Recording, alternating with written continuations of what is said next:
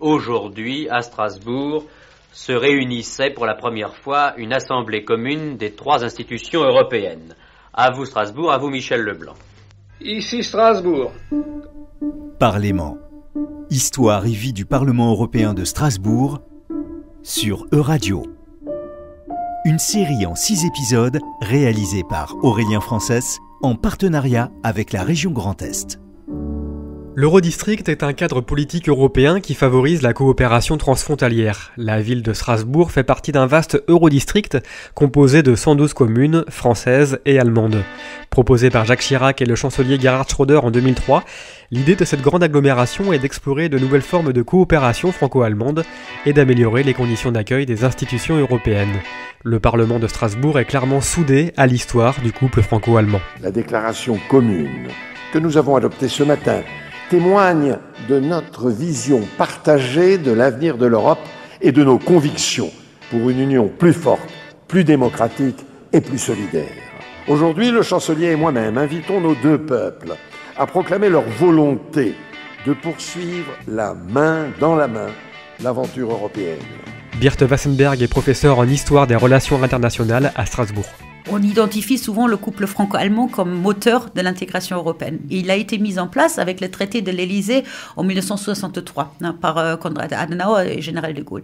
Et donc ce traité d'Élysée, c'était un traité d'amitié, mais qui instaurait aussi des sommets où on discutait des problématiques politiques, économiques, européens. Et sur la base de ce traité, on a ensuite eu des propositions du couple franco-allemand pour la construction européenne.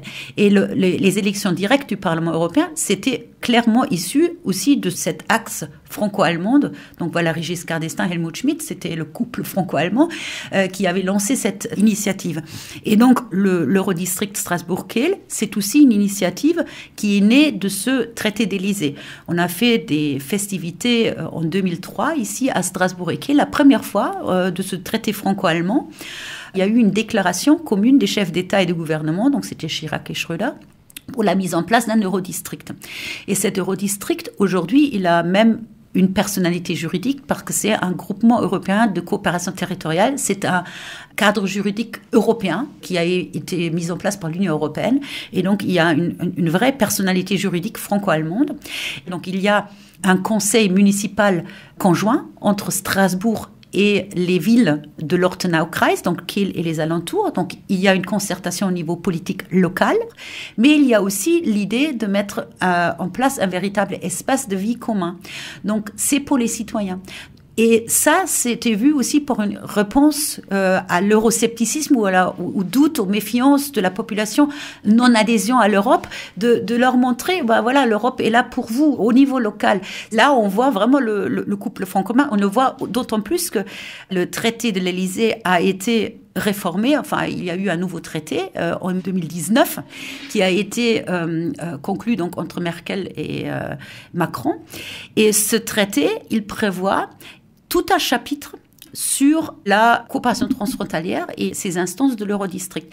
Il prévoit aussi un parlement franco-allemand au niveau national, mais il prévoit aussi des instances bilatérales nationales auxquelles participent les instances régionales, donc la ville de Strasbourg. C'est là où on voit, où vous avez les différents échelons de gouvernance qui se rejoignent. Le bilatéral, le franco-allemand, le local, Strasbourg-Kehl, et l'européen, l'Union européenne, le Parlement européen. Donc c'est magnifique, c'est une tentative de faire décliner cette Europe vraiment jusqu'au niveau local. Est-ce que la collaboration entre ces collectivités voisines franco-allemandes est une sorte de micro-couple franco-allemand ? Est-ce que c'est une sorte de laboratoire ? Absolument. Là, ça dépasse même le cadre de la ville, parce qu'au niveau français, nous avons les villes, les départements et les régions. Et donc, il y a depuis les années 60, ici, dans cette région franco-allemande, tout un tas d'initiatives qui ont été faites au niveau local et régional pour mettre en place des instances de coopération franco-allemande. Donc, il y en a plein. Et c'est parce que, si vous regardez ici, sur place, la frontière, vous vous rendez compte que les expériences des populations ont été traumatisantes. Et donc, les Strasbourgeois ont été chassés par les nazis. Donc, c'était occupé. Ce qui est moins connu, c'est que la ville de Kehl a été aussi occupée par les Français après la libération par les Alliés jusqu'en 1952. Donc, l'Assemblée était déjà mise en place, que les Français étaient encore installés à Kehl. Et les Kehlois ont dû partir de leur maison. Donc vous pouvez vous imaginer que la réconciliation ici sur place, en fait, ce que je dis, c'est que ça met plus de temps parce que vous êtes à la frontière et c'est plus douloureux et il y a besoin de plus d'efforts pour réussir la réconciliation. Et donc c'est d'autant plus nécessaire de faire des efforts aussi au niveau régional. On parle encore aujourd'hui de réconciliation ? On parle encore aujourd'hui de réconciliation. Je vais vous donner 2 exemples pour vous montrer pourquoi c'est encore un sujet aujourd'hui. Quand il y a eu la signature de ce traité d'Aix-en-Chapelle, il y a 2 ans, 2019, il y a eu une vague de réactions négatives. Ça venait des partis politiques d'extrême droite, le Front National, le Rassemblement, voilà. Ces voix-là disaient vous êtes en train de vendre l'Alsace à l'Allemagne. Pourquoi ? Parce que le traité d'Aix-en-Chapelle prévoit une possibilité pour des coopérations franco-allemandes d'éteindre le droit national de l'autre côté de la frontière. Et vous voyez, je vais vendre l'Alsace à l'Allemagne, c'est tout de suite les guerres franco-allemandes, l'Alsace qui était... on a peur des Allemands, ils vont récupérer l'Alsace. Et c'était en 2019. Donc, nous, on appelle ça en histoire des ressentiments. Et le deuxième exemple, c'était encore, je trouve, plus flagrant parce que là, c'était quand même des mouvements politiques d'extrême droite. C'était à la suite du premier confinement. La pandémie, donc au mois d'avril de l'année dernière, on a ouvert la frontière pour les frontaliers. Donc, il y a des frontaliers, des Alsaciens qui ont pu venir quand même travailler du côté allemand. Et on a assisté à des réactions de la population négatives contre les Alsaciens. On les a maltraités, on les a insultés, sales français, rentrez chez vous. Alors, c'était pas tout le monde, hein, mais on les a discriminés.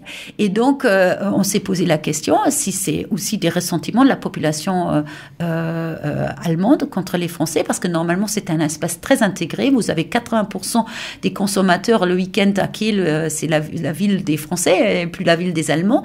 Et là, vous avez trouvé ces réactions-là. On a jeté des tomates sur la voiture.